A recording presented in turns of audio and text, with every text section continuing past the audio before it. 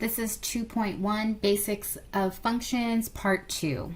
Remember that we did the vertical line test to determine if a graph was a function or not. And basically we took a vertical line and we would drag it across the graph. And as we drag it across the graph, if at any time it was in contact with more than one point on the graph, then it was not a function. So if we were to do this, I'm going to draw on the graph real quick. As this line is traveling to the right,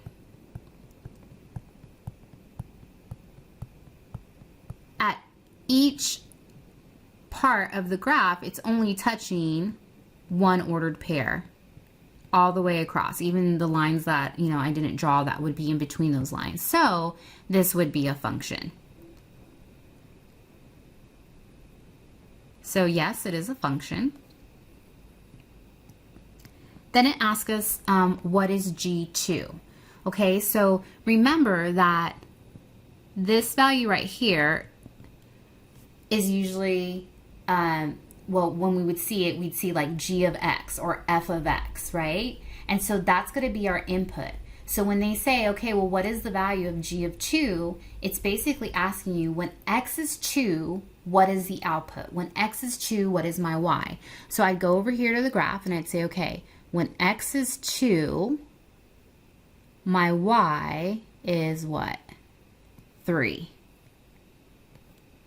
Because this point right here is 2, 3. Okay, then the next one says G of negative 4. Okay, so when X is negative 4, I'm right here on the graph. What is my Y? 5. So this ordered pair right here would be negative 4, 5. Now it's going to go a little bit backwards. It says, okay, G of X equals 5. What is the value of X? So now they're giving us the value of the output of Y, and we're having to backtrack and say, okay, well, where is X at that time? So if Y is 5, my graph is up here, and X is negative 4. That one was a bit of a given because the previous question showed when when we have at G of negative 4, we had an output of 5. So now they just asked us the question backwards. Okay, well, when G of X is 5, what is the value of X? Well, the value is going to be that input that we just had for the output of 5. So the next one says, okay, well, when G of X equals negative 1, what is the value of X? So remember, this is my output. This is my Y. So when Y, on the Y-axis, when Y is negative 1, right here, where is my graph? Oh, it's right there.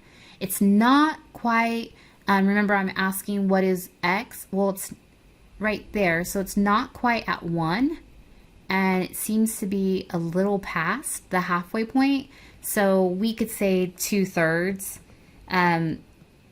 This question definitely would have some wiggle room if it was a My Math Lab question because they don't have it marked off in fractions. So I'd say about 2/3. But as long as you understand that concept there, that okay, what is, if they're asking me what the output is, then they're giving me the input. And then if they're asking me what X is, they'd have to give me the output. So making sure you're understanding what you're looking at on the graph and what you're looking for. Okay, this next one says, okay, is it a function? So remember, vertical line test. If I took a vertical line and drug this across from left to right on my rectangular coordinate system, would it touch more than one point on my graph at any time? It would not, right? At every single point, I would only be touching one point. I'm not touching 2. So this is a function. What is the domain? So remember, the domain is all the values of X. So you have to really train your eyes to look at this graph only traveling from left to right, because otherwise you're going to be looking at the y-axis and you're going to be looking how high and how low it goes. But if you think about domain, you have to think about how far left I can go and find a point, or how far right I can find a point. Well, this open circle means that it starts right after that point, so that is not included. And this closed circle means yes, it starts at that point.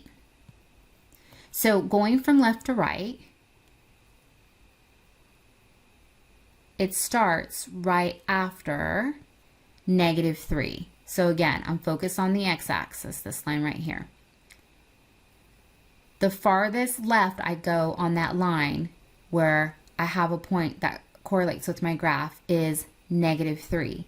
But it does not include the actual point at -3. It's right after. So the way that we communicate that is with parentheses. So starting from -3, not including -3, comma, ending at, how far right do we go on this line? We stop at 0.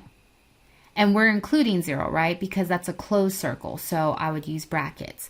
So parentheses are used anytime you're not including the value, and for infinity and negative infinity. And then brackets are always used when you are including the point. Now, as you can see in this example in the domain, you can have a combination of parentheses and brackets, but just understand that when we're using interval notation for domain and range, it is not the same as an ordered pair. It can look very similar because especially when we have parentheses on both sides, but ordered pair is telling you, okay, how far left or right for the x, and then how far up and down for the y, right? It's like giving you directions to a point from the origin. With interval notation, we're saying, look, starting here and stopping here. And then the parentheses and the brackets determine, okay, do I include that starting point or not? And do I include that stopping point or not? So starting at -3, I will have, that's where my graph begins, right?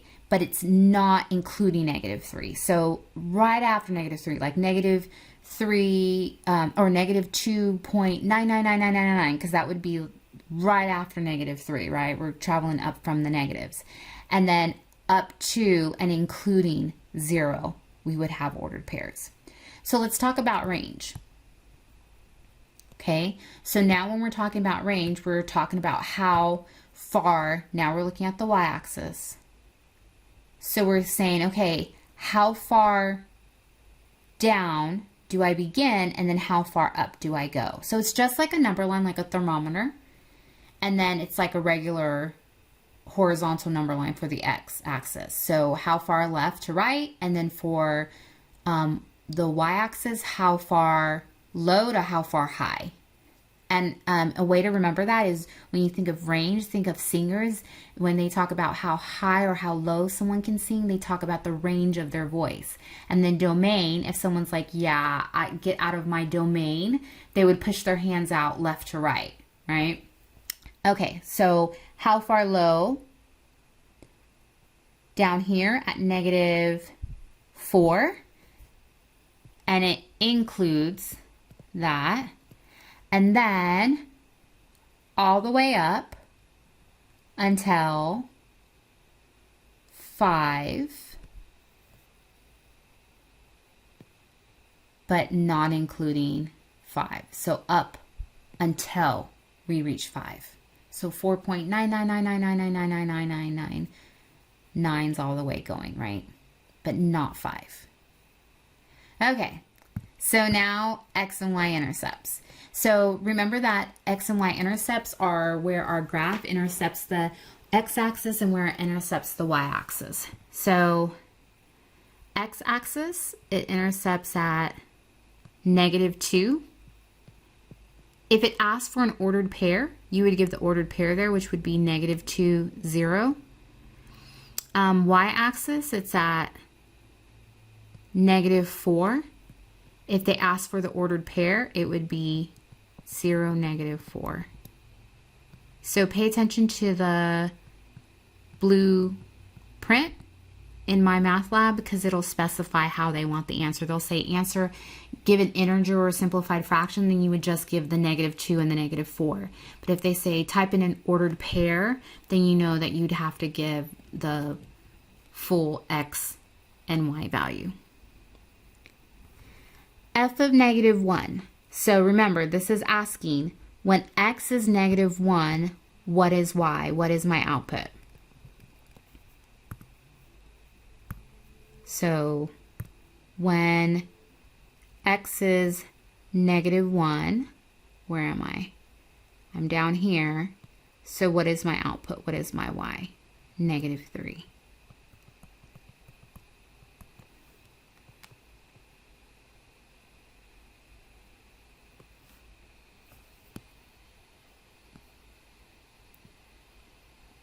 Okay, again, it's asking us, is this a function? So if I took a vertical line and drug it across my coordinate plane, at any point would I be touching more than one ordered pair? I would not, so this is a function.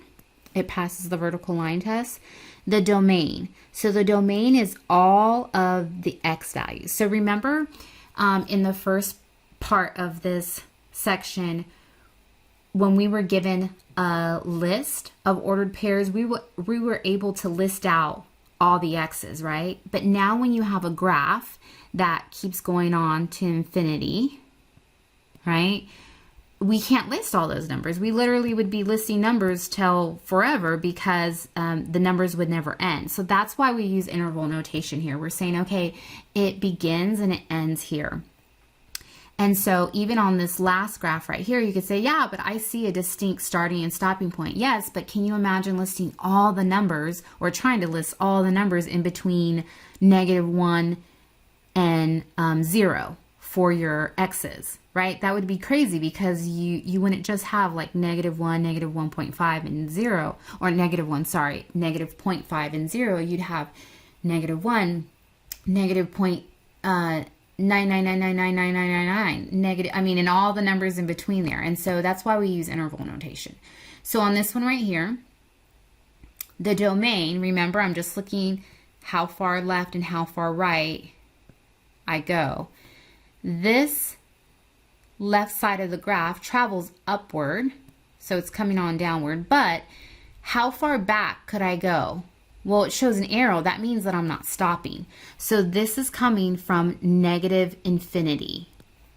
And your -infinity will always be on the left side of your interval notation. You will never end with -infinity. So if I'm saying, okay, it's infinity from that's where it's starting, it will always start from -infinity. Okay? And then where does it end? How far right can I go? Well, it shows me an arrow, so I never stop. So it would go to +infinity. Okay? What about our range? So how far up, or how far low, and how far up do we go?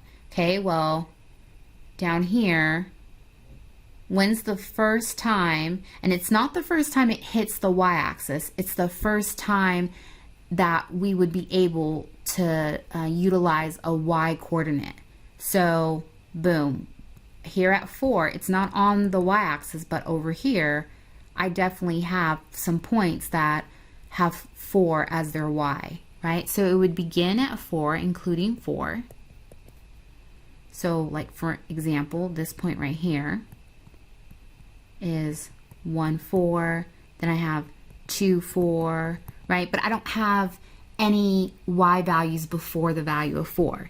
And then some people get mistaken and they'll put 5 as where it starts, but that's not true because if I was to list points on this line, I can list points with the y value of 4, which is less than 5.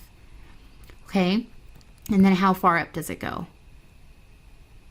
Well, this is going to keep going up, right? So that means that I'm going to have values up all the way to infinity. And remember, infinity always has parentheses. That can be very confusing. So I would practice reading these and then trying to explain them.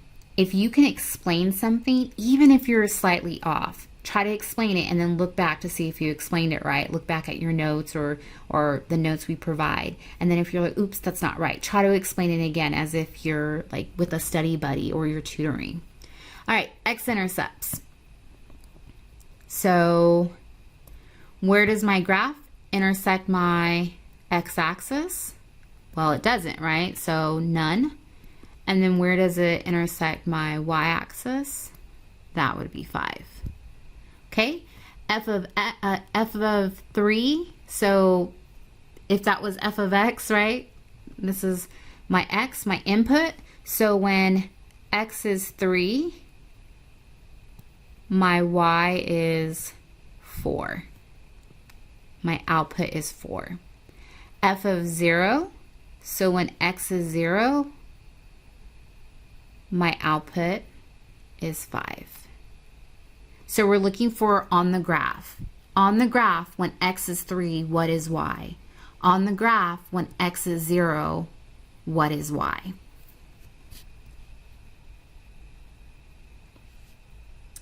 All right, a company that manufactures bicycles has a fixed cost of $5,000. It costs $500 to produce each bicycle. The total cost for the company is the sum of its fixed costs and variable costs. Write the total cost C as a function of the number of bicycles produced, X, then find C of 60. Okay, so like any company, there's going to be some cost that no matter how much you produce, how much you sell, whatever, you're still going to have to pay these costs. So these are like rent. No matter what, you're going to have to pay rent on that building. So the sooner you start producing material and actually utilizing the building to make a profit, the better, right? So those are going to be your fixed costs. So it's saying, okay, no matter what, every month, you're going to have to pay $5,000. But then to actually make the product that will eventually bring you in money, because you're going to sell it, right? It's going to cost you an additional $500 per bicycle. So 500 per, that's our keyword of multiplication, per bicycle per X, which is the amount of bicycles sold, right? So out the door, I'm going to have to pay $5,000, and then $500 for one bicycle, $500 for my second bicycle, $500 for my third one, and so on. Okay, so that is our function. Right? Our input is the number of bicycles. Our output is the number of bicycles times 500, but then also plus the 5,000 that we have to pay no matter what.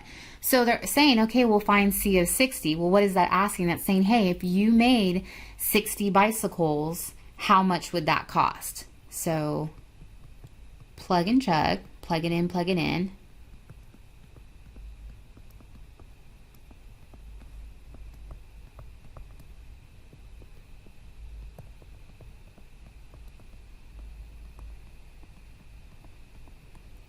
So to make 60 bicycles, it would cost you $35,000.